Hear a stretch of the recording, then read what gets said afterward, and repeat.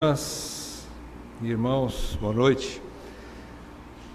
Nós vamos dar continuidade à carta de Pedro. É um trecho pequeno que a gente vai estudar nessa noite, só que a gente vai ter que correr um pouquinho, porque ele é bastante rico. E eu já recebi bastante penalidade aqui dos diáconos, eu estou quase perdendo minha carteira, então estou com muitos pontos na carteira. Eu não quero perder mais pontos, então vou ter que correr. É uma brincadeira, os diáconos não falaram nada não. Irmãos, 1 Pedro, nós chegamos ao último capítulo, capítulo 5, vamos ler do versículo 1 até o versículo 5, 1 Pedro capítulo 5, de 1 a 5, aqui nós vamos ver conselhos aos mais velhos e aos mais novos também, e por fim a toda a igreja. Vamos ler, de 1 a 5, do capítulo 5. Os deveres do ministério. Rogo, pois, aos presbíteros que há entre vós, eu, presbítero como eles, e testemunha dos sofrimentos de Cristo, e ainda coparticipante da glória que há de ser revelada. Pastoreai o rebanho de Deus que há entre vós, não por constrangimento, mas espontaneamente, como Deus quer. Nem por sorte da ganância, mas de boa vontade. Nem como dominadores dos que vos foram confiados, antes, tornando-vos modelos do rebanho. Ora, logo que o Supremo Pastor se manifestar, recebereis a imarcessível coroa da glória. Rogo igualmente aos jovens, sede submissos aos que são mais velhos, outro sim, no trato de uns para uns com os outros, cingi-vos todos de humildade. Porque Deus resiste aos soberbos, contudo, aos humildes concede a sua graça. Vamos fazer mais uma oração, irmãos, pedindo sabedoria do alto, direção, fidelidade ao ensino e ao aprendizado da palavra. Ó Deus, confiamos na direção e no ministério do Teu Espírito que faz todas as coisas. Confiamos na Tua fidelidade e não na nossa. Confiamos que Tu és poderoso para convencer-nos dos nossos erros, para endireitar os nossos caminhos e para confirmar as nossas veredas nos caminhos do Senhor. É isso que nós desejamos para o nosso rebanho e para todas as igrejas que nessa noite pregam fielmente a Tua palavra. Que o testemunho do Senhor seja forte, poderoso, fiel, em várias partes do mundo, onde a Tua igreja está sendo alimentada pela Tua palavra. Senhor, que esse alimento nessa noite, então, surta efeito no nosso rebanho, que nós sejamos edificados e tudo seja feito para a Tua glória. Assim nós te pedimos com esperança e com gratidão, em nome de Jesus. Amém, Pai. Amém. Irmãos, Pedro então finalmente está chegando ao fim da sua carta. É uma hora difícil de Pedro, mas também difícil para todos os seus ouvintes, ou melhor, para os seus leitores, né? Porque ele não está pregando, ele está escrevendo uma carta. A carta chega então às mãos das igrejas da dispersão, irmãos que estão sofrendo muito. E Pedro sabe que as perseguições naquela época provavelmente poderiam aumentar ainda mais.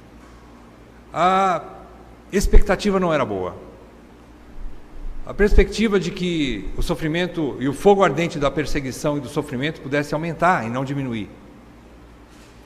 Pedro sabia que os sofrimentos dos seus irmãos queridos, mais novos, ovelhas do seu rebanho, como apóstolo, seria talvez mais intenso o sofrimento.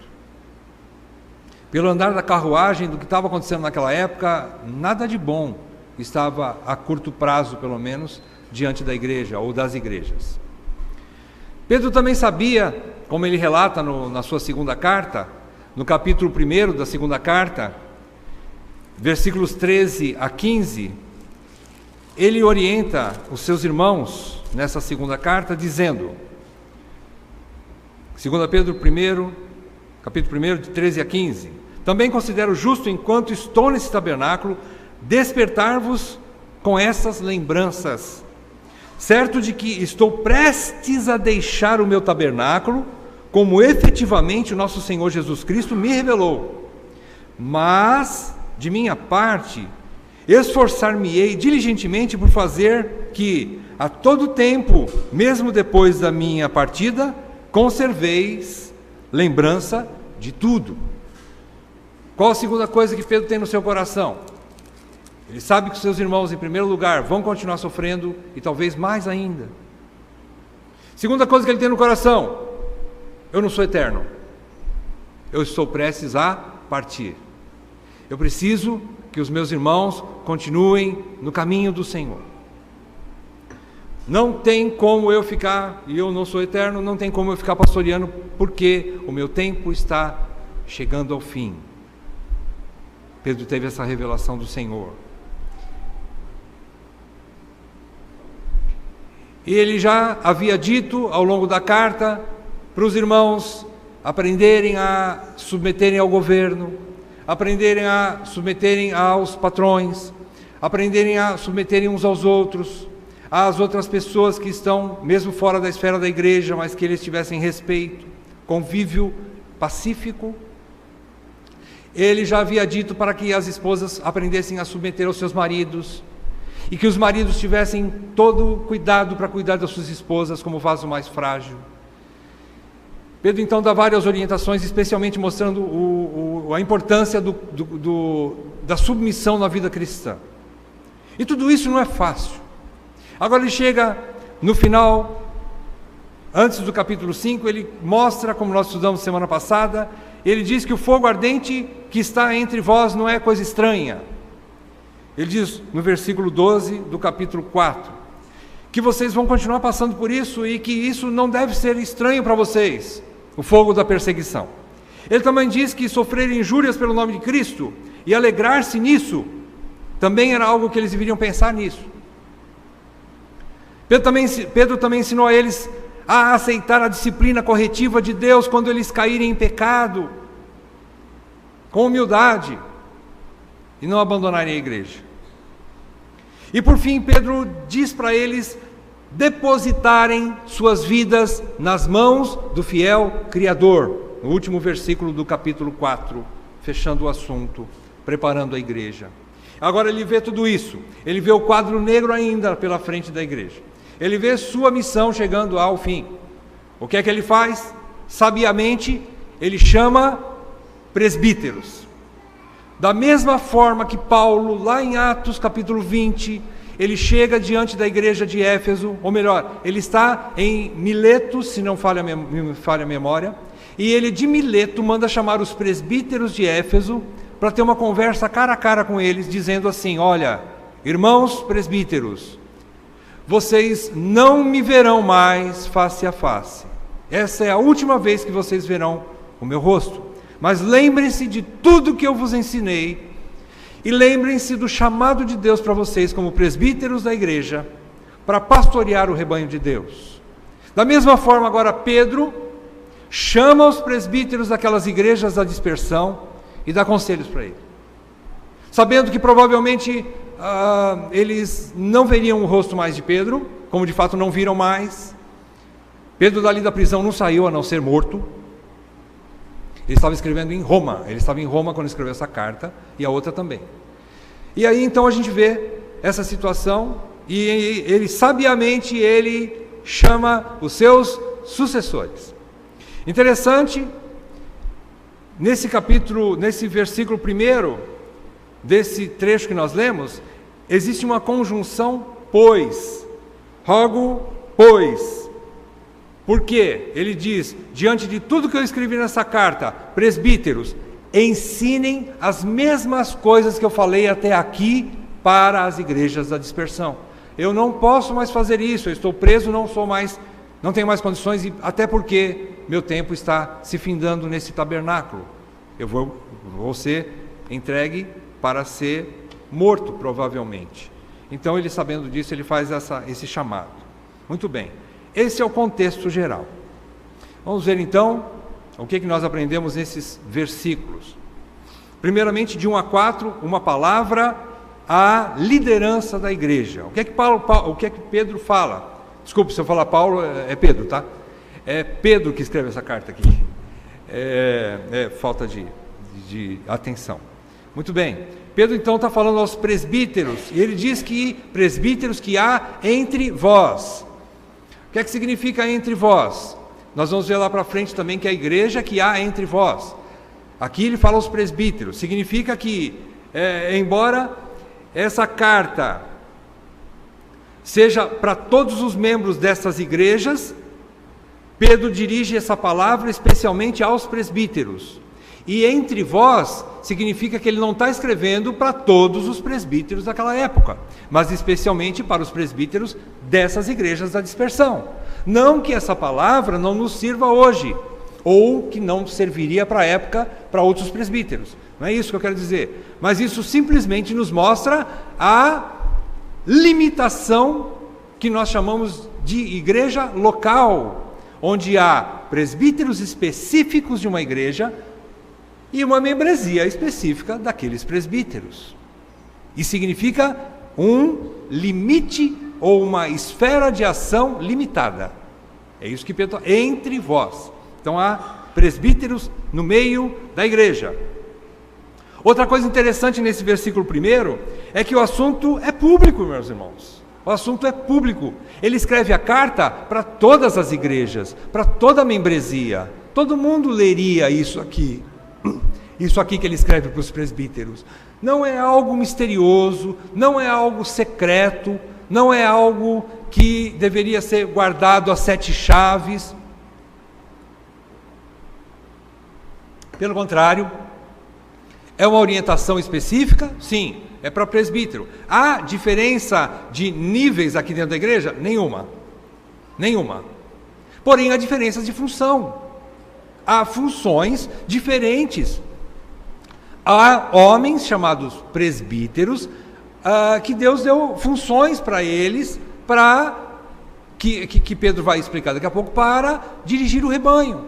Agora, não é nada misterioso, não é nada secreto, e toda a igreja deveria entender isso, deveria aprender isso, deveria ouvir a mensagem de Pedro. Por quê? Para que a igreja pudesse supervisionar os seus presbíteros. Mas, irmão, presbítero não é supervisor da igreja? É, tanto quanto a igreja é supervisora dos presbíteros. Por isso é algo público. Compreendem a situação? A importância de se saber como um presbítero tem que se comportar, como ele tem que caminhar, como é que ele tem que agir. E a igreja precisa saber disso, né? Então Pedro fala assim, para toda a igreja. Uma coisa bonita que a gente pode ver aqui também é que Pedro, ele se identifica com os presbíteros. Embora ele diga, também sou testemunha da morte de Cristo, dos sofrimentos de Cristo.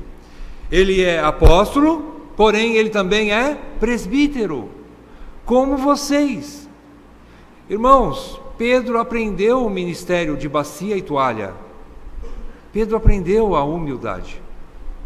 Ele tinha autoridade. Ele diz, como ele diz no primeiro capítulo dessa carta, versículo 1, ele se apresenta como apóstolo. Aqui também ele não deixa de mencionar o seu apostolado, quando ele fala que eu sou testemunha da morte e dos sofrimentos de Cristo. Mas depois ele termina esse primeiro versículo dizendo, olha, no fim de todas as coisas, tudo bem que eu sou a testemunha de Cristo, mas em primeiro lugar, a honra é a mesma, porque vocês são presbíteros como eu, e eu respeito vocês.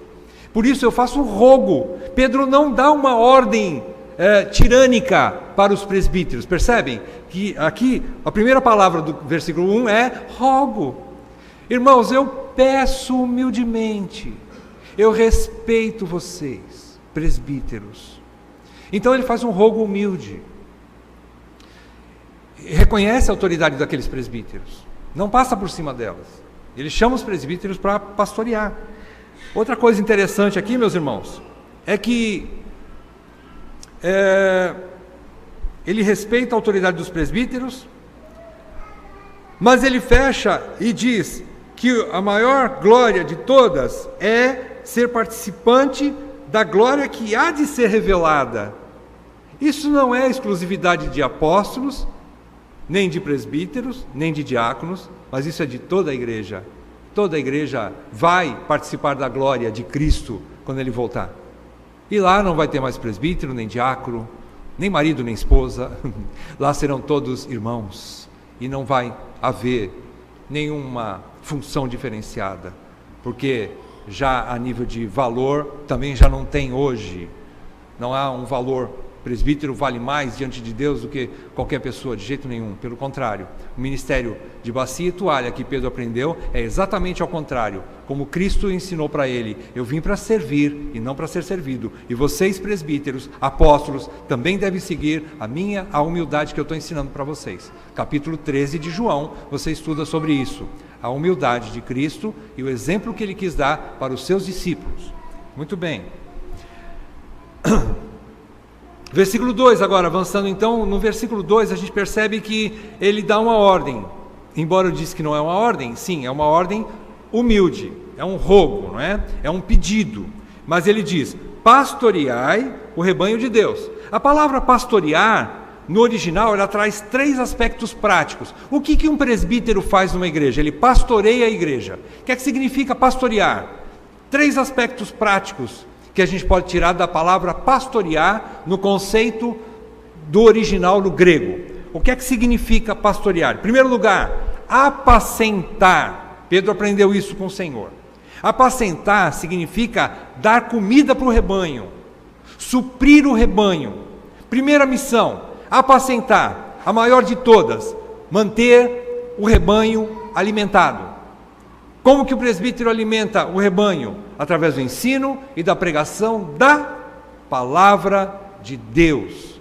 Então, apacentar, primeiro aspecto, primeira característica, ou primeiro aspecto prático de pastorear é apacentar, nutrir, deixar o rebanho forte através da pregação coletiva. Em segundo lugar, segundo aspecto prático de pastorear é proteger. Proteger significa colocar limites ao rebanho, manter o rebanho seguro no aprisco. Jesus diz que tem vários apriscos. O que é que significa isso? Existem várias igrejas locais. Os presbíteros não podem tomar conta de toda a cristandade que existe nesse mundo. Porém, existem igrejas locais onde eles têm que tomar conta de um limitado número de irmãos. E protege, bota limites ali. Cuida daquele rebanho. Então, proteger. Segundo aspecto. Terceiro aspecto. Significa reger. O que significa reger? Reger é governar ou dirigir o rebanho. Conduzir o rebanho. Esse é o terceiro aspecto de pastoreamento. Então, é apacentar, proteger e reger. São a missão dos presbíteros. Que no grego, tudo junta numa única palavra que significa pastorear, poimenon, ou poimanô, perdão, é o termo grego. E ele chama de rebanho de Deus, ele deixa claro que o rebanho não é dos presbíteros, não é dos líderes, o rebanho não pertence a esses homens, o rebanho é de Deus. Eles são servos do dono do rebanho. O presbítero tem a incumbência e deve ter a compreensão de que os irmãos não lhe pertencem. Não são propriedade dele, mas são do Senhor. E Deus levanta presbíteros para governar esse rebanho, para tomar conta desse rebanho. É isso que ele quer dizer, porque existe no versículo 4, ele diz que existe um supremo pastor. Ou seja, os presbíteros são copastores ou pastores auxiliares desse supremo pastor que é o dono do rebanho. Isso tem que ficar bem claro. Então o rebanho é de Deus. Outra coisa que ele diz aqui nesse versículo 2 ainda, ele diz, como ele disse que há presbítero entre vós, agora ele diz que há um rebanho entre vós. A mesma coisa. Entre vós significa que está perto de vocês, está ao alcance de vocês. Mais uma vez, a gente entende que Pedro quer deixar claro que existe uma ação limitada, uma esfera limitada, dentro de um corpo, dentro de uma localização, que a igreja, na época apostólica, eram chamadas de igrejas locais. O que significa? Igrejas dentro de um lugar específico, governada por um número de presbíteros específico, e ali havia uma membresia fechada. Uma membresia que estava ali sendo cuidada por aquele número de presbíteros, inscrita, digamos assim, no hall de membros. A gente precisa entender isso, né? É isso que ele quer dizer. Na versão NVI da Bíblia, diz que está aos seus cuidados, dentro dessa esfera limitada. Esse termo há entre vós, para a gente ter noção, é o mesmo termo que Jesus Cristo ressurreto, quando apareceu para João na ilha de Pátimos, e manda João escrever 7 cartas para 7 igrejas da Ásia. Jesus diz assim, João, agora é o João que eu estou falando, lá em Apocalipse, João está lá em Apocalipse, João, escreva 7 cartas, e Jesus diz assim, ao anjo que está em Éfeso, ao anjo que está em Esmirna, em Pérgamo, em Tiatira, em Sardes, em Filadélfia, em Laodiceia. Então vejam, há ordens específicas para cada igreja. O que significa isso? Significa que nem todas as igrejas andam do mesmo jeito. Nem todas as igrejas têm as mesmas necessidades ou carências. Nem todas as igrejas são governadas no mesmo padrão. Jesus deixou claro isso lá às 7 igrejas da Ásia. Cada uma tinha algumas coisas para serem tratadas, bem diferentes das outras. São específicos, as ordens de Jesus, né? Aqui há uma palavra muito boa e contrária à ideia secular moderna de igreja orgânica ou para os desigrejados. Os irmãos que não entendem, ainda não ouviram sobre isso, vocês vão chegar a ouvir. Está se espalhando muito essa ideia de, não precisa mais de igreja. Eles têm muita aversão a prédio fechado, muita aversão a ter uma igreja que tenha documentação, CNPJ e tudo mais, que tenha governo e que tenha liderança. Eles são aversos a isso. Mas a Bíblia não diz que é assim. A Bíblia diz que existe um governo local, que existe uma esfera de ação para alguns presbíteros. A igreja a Bíblia nos mostra isso, claramente. E que existe um grupo determinado de membros, que serão cuidados por um grupo determinado de presbíteros. Depois disso, Pedro então passa a tratar das motivações desses presbíteros. Quais eram as motivações desses presbíteros? Pedro dá só 3. Ele faz aqui um jogo de antítese. Ele fala, é como Provérbios, né? Provérbios também usa bastante esse tipo de ensino. É assim, olha, não faz isso, mas faz aquilo. Isso aqui está errado, isso aqui está certo. É uma como é que se chama? A antítese é contraste, digamos assim. Ele faz um contraste, né? Olha, o ímpio faz assim, igual Provérbios, né? O justo anda assim. Para que a gente possa... Pedro está querendo deixar bem claro para os presbíteros como é que eles tinham que andar. 3 antíteses, ou 3 comparações ele coloca aqui para os presbíteros. Versículo 2. Primeira delas, como é que eles deveriam pastorear o rebanho? Primeiro ponto, não por constrangimento. Vejam aí no versículo 2. Não por constrangimento, mas espontaneamente. Não de um jeito, mas de outro. O que é que significa isso? O que é que Pedro está querendo dizer? Ele está querendo dizer, não por obrigação, não por força, não por peso, não com má vontade ou com preguiça, não contrariado. Não é contrariado que o presbítero deve agir. Mas, então, ele diz, qual é a maneira correta de pastorear? Seria de livre vontade, com prontidão, voluntariamente. E ele diz que dessa forma é como Deus quer. Percebam aí no versículo 2.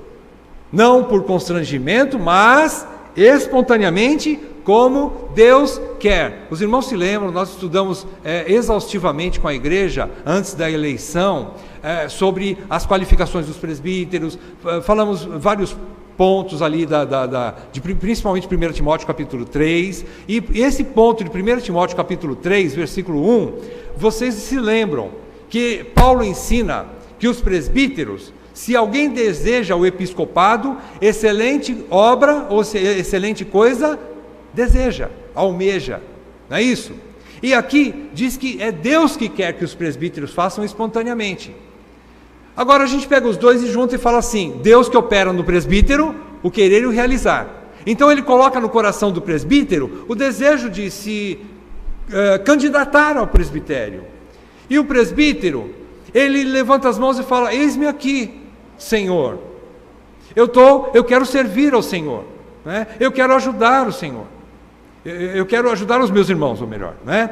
Então ele diz: eu tenho o desejo, Senhor, de servir como presbítero. Agora, pensa você, se o presbítero levanta a mão, a igreja testifica, houve a eleição, ele é qualificado, ele é eleito, ele começa a trabalhar como presbítero, de repente ele tem uma missão, e ele fala: mas isso aqui, vou ter que fazer contrariado. Ora, se você deu o seu nome para presbítero, como é que agora você chega e fala que você está contrariado? É isso que ele quer dizer.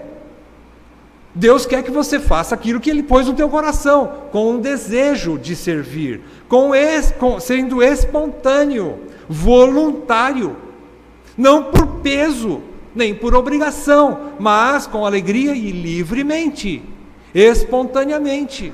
Se não contradiz, se Deus pôs o desejo no teu coração do presbítero, né? E o presbítero se candidata e é eleito, então ele tem que prestar serviço conforme a eleição, ou conforme o chamado de Deus, melhor, né? Acima de tudo, o chamado de Deus. É essa a questão de Pedro aqui.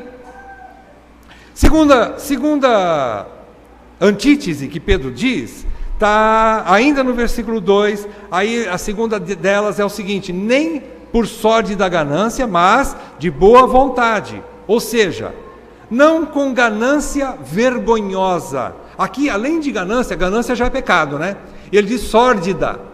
Ou seja, vergonhosa, é uma coisa extremamente vergonhosa, é uma ganância das ganâncias, digamos assim. Eu não sei como explicar melhor, mas é algo muito vergonhoso.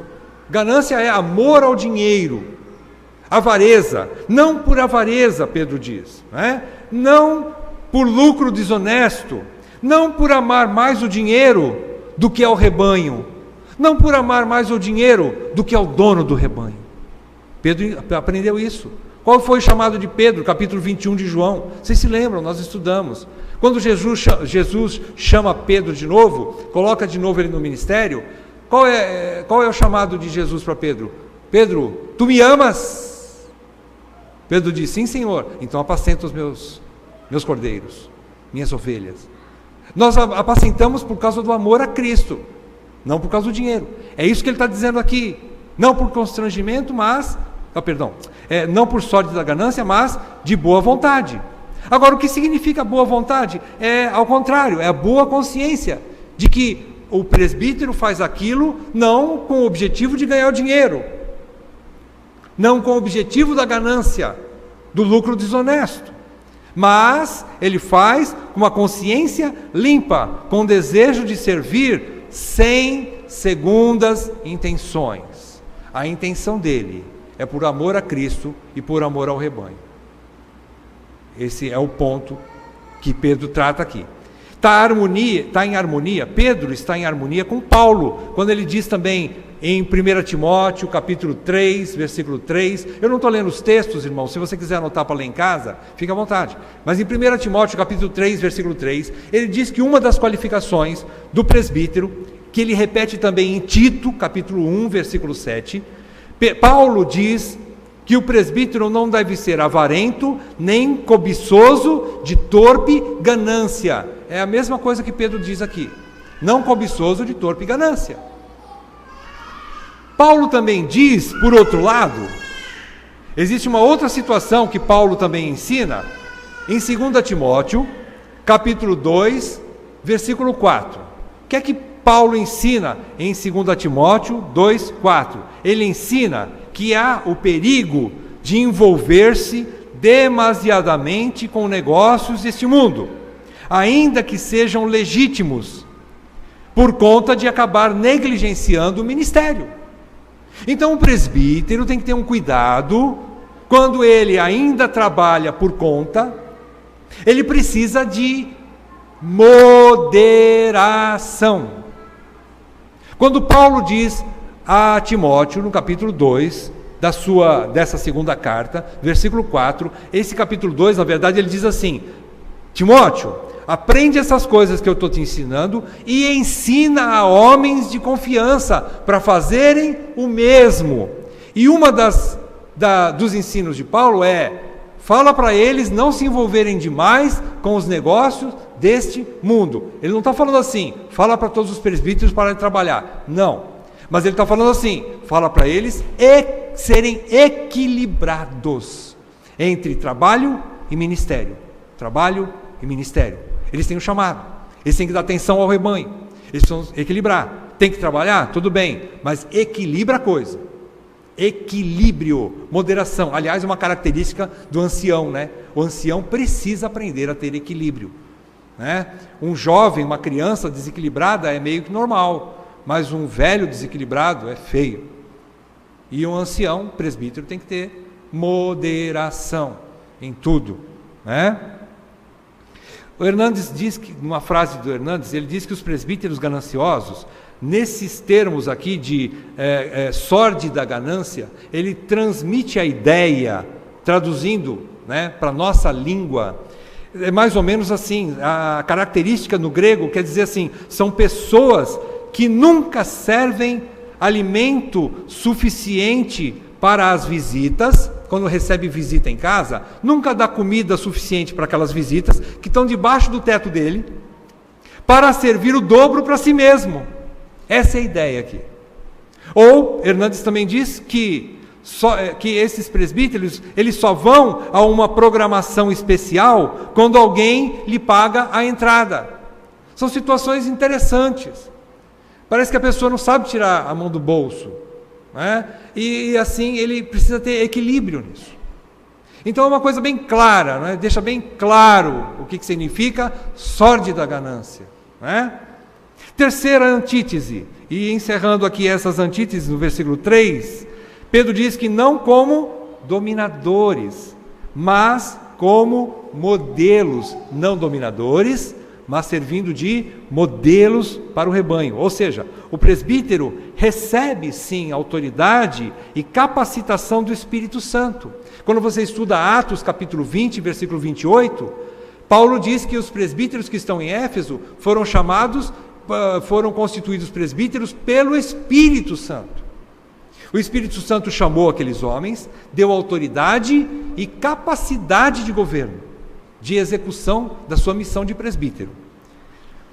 Mas não era para eles se tornarem tiranos ou ditadores, mas para servir como exemplo de conduta aos seus irmãos mais novos. Essa é a ideia de presbítero. Presbítero tem que servir de modelo para o rebanho.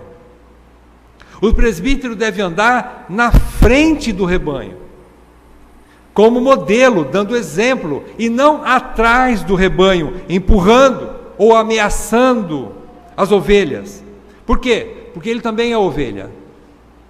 Só que ele é uma ovelha de frente. Sabe aquelas ovelhas mais velhas, mais maduras, que já ouvem melhor, tem um instinto mais aguçado para ouvir a voz do pastor, do Supremo Pastor? Elas ouvem melhor e elas obedecem mais rápido. E quando elas obedecem mais rápido, elas servem de modelo para os mais novos. Essa é a ideia.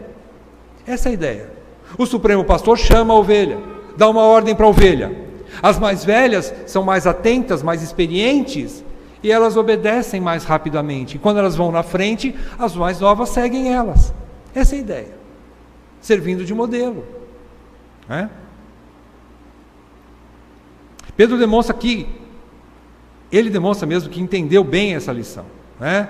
E ele entendeu que então ele precisa servir, e isso requer humildade, como eu já falei, o texto de João, capítulo 13, de 4 a 5, há uma lição muito linda da bacia e da toalha ali, que eles aprendem. E muitos comentários aqui nos nossos dias, as nossas igrejas, né, pelo comentário que o pessoal fala muito, e não é difícil de ver isso pelos meios públicos aí de comunicação, né? Nós temos muitas celebridades demais e servos de menos nas igrejas. Essa é a ideia. Isso é que Pedro está querendo ensinar aqui para que isso não acontecesse. Infelizmente aconteceu e tem acontecido, né? Mas nós precisamos aprender com isso. Por isso a igreja precisa ajudar a pastorear os seus pastores. É assim que funciona, né? É um pastoreamento mútuo, né?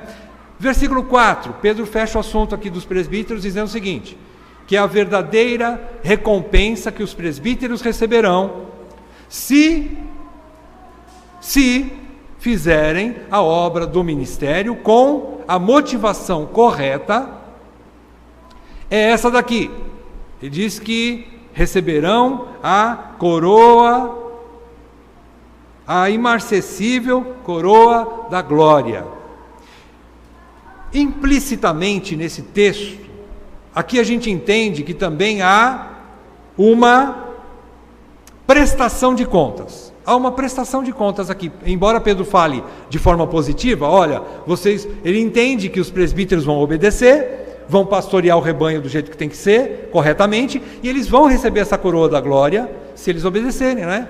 Então ele tem essa ideia de que eles vão ser obedientes. Mas aqui há uma prestação de contas. E aqui a gente entende também que a maior coroa que um servo pode receber são as palavras diretamente da boca do seu Senhor, quando chegar lá em casa.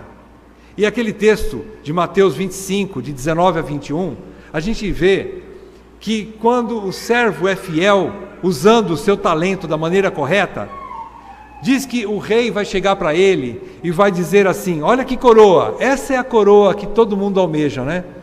Quando o Senhor diz assim, muito bem, servo bom e fiel, foste fiel no pouco, sobre o muito te colocarei, entra no gozo do teu Senhor. Irmãos, que coroa de glória maior que essa? Essa é a coroa imarcessível, essa não murcha, essa não acaba nunca. Essa é a coroa que todos nós almejamos, especialmente aqueles que estão labutando no ministério. Agora, partindo para o versículo 5, falando para os jovens e também para toda a igreja, no versículo 5 a gente vê mais uma vez Pedro se dirigindo humildemente de novo, ele faz um rogo, novamente, de forma humilde. Agora ele diz aos jovens, olha, jovens, eu peço para vocês, igualmente eu pedi para os presbíteros, eu peço para vocês, jovens, sede submissos aos que são mais velhos.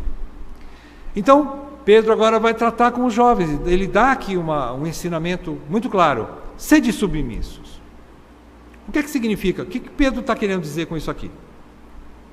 No caso dos jovens, a gente entende que há, em todas as épocas, sempre houve, por causa das características normais, tanto de maduros, como dos mais novos. Há o que alguns chamam de conflito de gerações. Há um conflito de gerações. Os mais novos têm força, têm vigor, querem andar rápido. Os mais velhos não conseguem andar rápido, não têm tanta força e nem tanto vigor, porém têm experiência, maturidade e sabedoria. E quando isso não é muito bem harmonizado, essas duas características, força, sabedoria, há conflitos, há desentendimentos. E na igreja pode acontecer isso.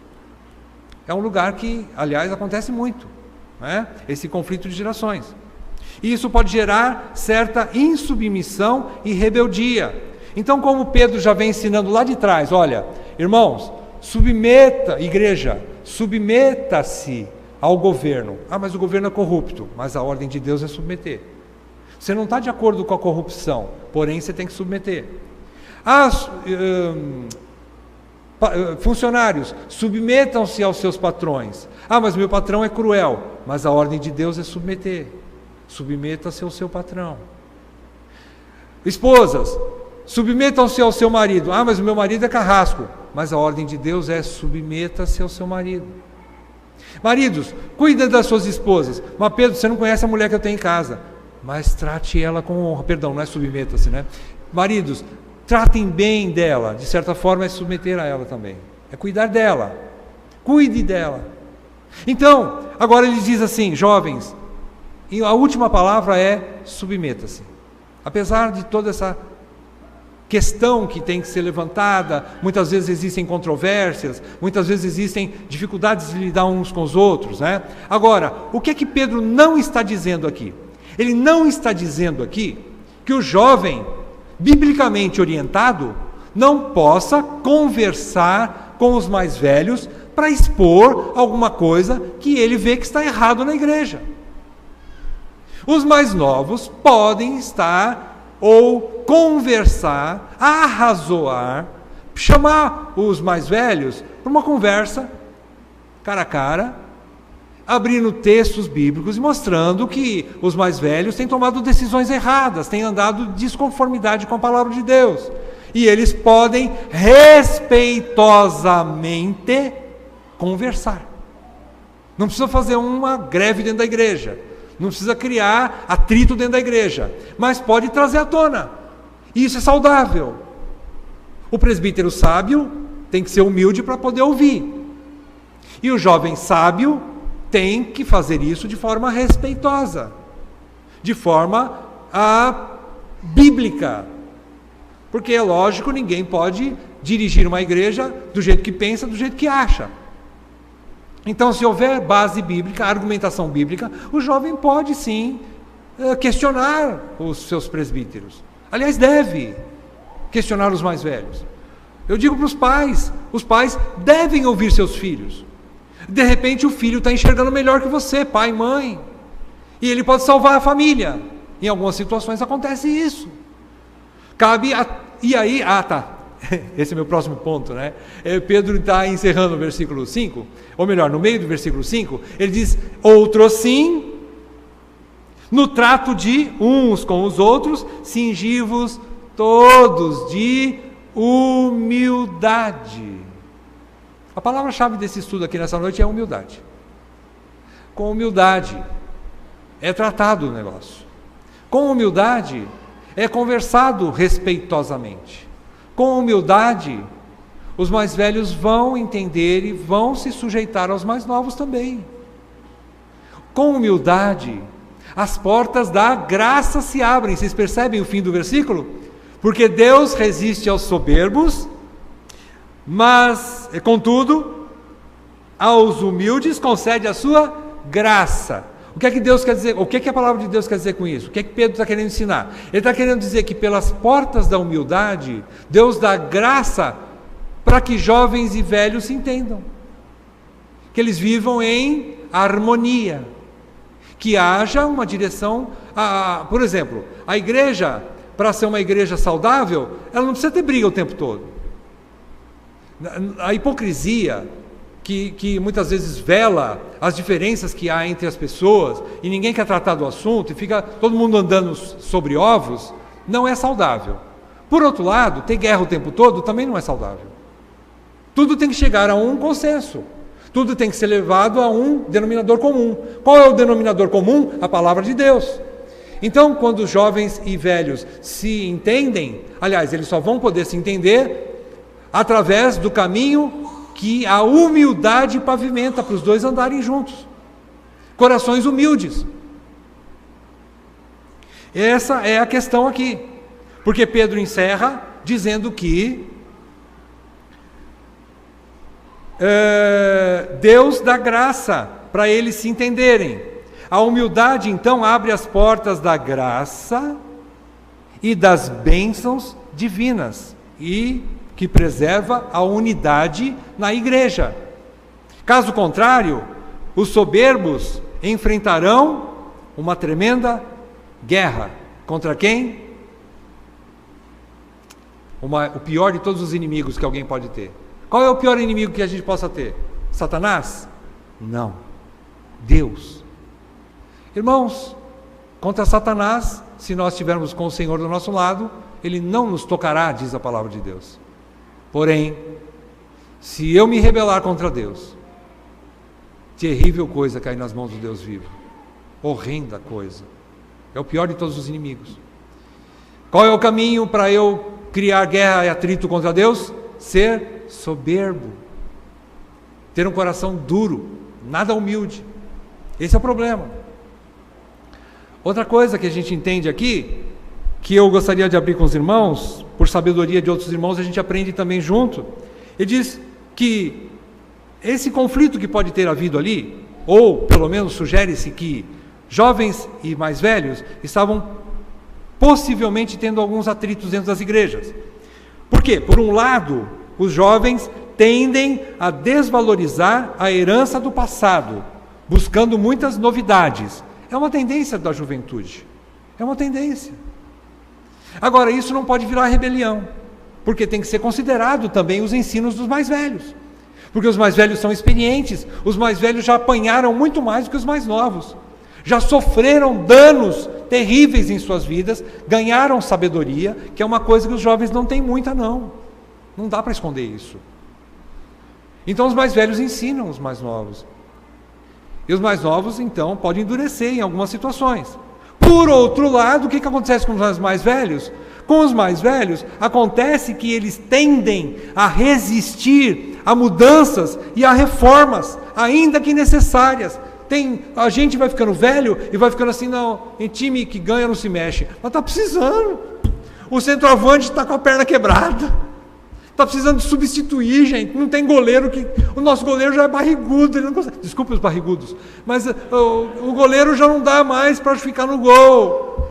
Precisa de reforma. Os jovens às vezes detectam isso. E os duros... e os velhos duros não querem ceder. Então precisa disso. E Pedro então ele fecha, e nós fechamos também aqui, que uma palavra resolve toda a questão: humildade. Corações humildes nos mais velhos, corações humildes nos mais novos, e a igreja vai andar bem. Não vai ter problema? Não, ela vai ter problema. Mas é por isso que, com humildade, as portas da graça se abrem para que os problemas sejam resolvidos. Para que os mais velhos se entendam com os mais novos vão aprendendo com os mais velhos, e assim vai. E a igreja vai caminhando. Muito bem. Quais as aplicações que a gente tira aqui dessa noite? Em primeiro lugar, a gente entende que essa palavra é útil. Essa palavra que nós estudamos essa noite, ela é útil para toda a membresia da igreja. Ela não vejam, essa palavra não é específica para que só fique entre os presbíteros, né? Às vezes eu fico pensando, bom, eu vou pregar esses 4 primeiros versículos do capítulo 5, mas eu vou pregar na reunião de presbitério. Não! Toda a igreja precisa ouvir isso. Isso é saudável para a igreja entender como é que o presbítero funciona. E quando a igreja entende, a igreja ajuda o presbítero. E quando ele está se desviando, entrando pelo caminho tortuoso, a igreja chega junto, irmãos. E precisa disso, nós precisamos disso. É mutualidade. Por isso toda a igreja precisa ouvir isso. E nós não estamos falando isso só porque estamos às vésperas de eleição. Ainda não. Mas já é bom a igreja entendendo isso. Outra coisa, por que essa palavra é útil para toda a igreja? Exatamente por causa disso. Porque novos candidatos a presbitério vão surgir, se Deus quiser. E Deus quer que sejam muitos. Porém, precisa ter alguns cuidados nas características para escolher corretamente. Só tenho que deixar uma coisa aqui para toda a igreja. Como Paulo fala que os presbíteros têm que ser irrepreensíveis, irrepreensível como marido, irrepreensível como governante da sua casa, irrepreensível com cuidados com álcool, com bebida alcoólica, na manutenção do seu dinheiro, irrepreensível em um monte de coisa, sendo marido de uma só mulher, irrepreensível em todas essas áreas. Porém, às vezes, um presbítero, ou um candidato ao presbitério, ele não é perfeito em todas essas áreas, ou alguma área ele está deficiente. Mas se ele for humilde, As portas estão abertas para ele, porque ele está apto a aprender. Quando há humildade num presbítero, ou num candidato de presbitério, ou num diácono, também o diácono faz parte aqui, é um bom sinal. Por quê? Porque ele vai aprender. Embora ele não saiba tudo, embora ele não esteja perfeito, mas o caminho está aberto para que ele amadureça, ele cresça, ele aprenda com os mais velhos, ele aprenda especialmente com a palavra de Deus. Então, humildade é muito importante. E eu creio que Pedro está querendo dizer que não só com questão de ganância é o problema, não só questão de, como é que ele fala lá? De não por constrangimento pastorear o rebanho, não por causa de dinheiro e nem por causa de ser dominador. 3 coisas que pegam no coração do homem, né? Dinheiro, preguiça, má vontade e poder. Mas tudo isso, a gente percebe que Pedro quer dizer assim, a humildade resolve tudo isso. Ainda que alguns tenham algumas coisas nesse sentido, eles acabam aprendendo quando eles são humildes. Quando eles são humildes. É a porta do aprendizado. Muito bem. A humildade, que é a palavra-chave nessa noite, para todos, no geral, é algo que todo cristão, Pedro diz, todo cristão deve amarrar firmemente junto dele, por toda a sua vida. A humildade é uma característica que todo crente deve ter. Ele diz que cingi-vos todos de humildade. A humildade todos nós precisamos, meus irmãos. Seja mais velho, seja mais novo, seja presbítero ou não, seja homem, seja mulher, seja jovem, seja velho, todos precisamos de humildade. Então Pedro diz, cinjam humildade, amarrem em vocês humildade. Vocês vão precisar dela pro resto da vida. Humildade, vocês vão precisar sempre. A humildade também abre os olhos para vermos melhor o mundo que nos rodeia. Um coração humilde, Deus dá graça de enxergar bem. Sabiam disso? Um coração limpo, um coração humilde, detecta problemas ao seu redor. A humildade também nos capacita a enxergarmos melhor a nós mesmos e nos colocarmos no nosso devido lugar, submetendo uns aos outros, reconhecendo nossos erros, pedindo perdão quando nós erramos, nos arrependendo. A humildade abre as portas para isso tudo, meus irmãos. A humildade é extremamente importante para que a gente possa olhar para dentro de nós também e nos enxergarmos e nos colocarmos na posição correta. A humildade também nos ensina a servir de maneira correta, sem segundas intenções. Ela nos capacita a nos sujeitarmos uns aos outros. A humildade nos capacita a submetermos. A humildade é um ingrediente necessário para que aprendamos a submeter uns aos outros. Sem humildade, não há submissão, porque todos nós queremos ser o chefe, o dono do rebanho. Todos nós queremos ser. Você sabe aquela história que todo brasileiro é um técnico de futebol? Né? Com a seleção brasileira, todo mundo acha que o técnico está errado, né? Todo mundo acha que ele não sabe por que ele substituiu aquele cara, não sabe por que ele contratou, ele chamou um e não chamou o outro. Todo mundo quer ser técnico de futebol, né? Principalmente na época da Copa do Mundo. Mas quando nós somos humildes, nós entendemos, bom, as pessoas devem ter suas razões para fazer tais coisas, né? E a gente precisa se colocar no nosso lugar também. Aprender a nos colocar nos nossos lugares. E quando eu tenho um coração humilde, eu sei tratar e questionar um erro. Eu sei chegar no meu irmão e falar, meu irmão, você está errado, meu irmão. Agora, por que eu digo que você está errado? Em primeiro lugar, por causa da palavra de Deus. Em segundo lugar, porque eu já caí no mesmo erro. Eu só quero te ajudar. E do outro lado, quando há humildade para ouvir, a pessoa vai falar, muito obrigado, meu irmão. Muito obrigado por você ter me ensinado. Porque eu estava para cair no buraco e eu estou vendo que eu estou no caminho errado. Isso é bom. Isso chama-se sabedoria. Sabedoria. Adquirimos sabedoria. Por fim, além de glorificar a Deus, a humildade abre as portas da graça e da verdadeira honra dos eleitos. Onde está escrito isso? Provérbios. Existem vários textos de Provérbios. Eu vou ler somente um para vocês, para a gente encerrar, comprovando para vocês que a humildade, ela vai precedendo a honra, ela vai na frente da honra. Provérbios, capítulo 18, versículo 12, diz assim: antes da ruína, gaba-se o coração do homem. Então o que é que vem antes da ruína? Um coração soberbo, que se gaba. Mas o versículo 12 termina: e diante da honra vem a humildade. O que é que puxa a honra? Você quer ser honrado? Seja humilde. É isso que Salomão está dizendo aqui. Você quer honra? Seja humilde. Aprenda o caminho da humildade. E essa é uma palavra que não é só para líderes ou só para a igreja, mas é para todos. Pedro diz: cingi-vos todos de humildade. Que todos sejam honrados.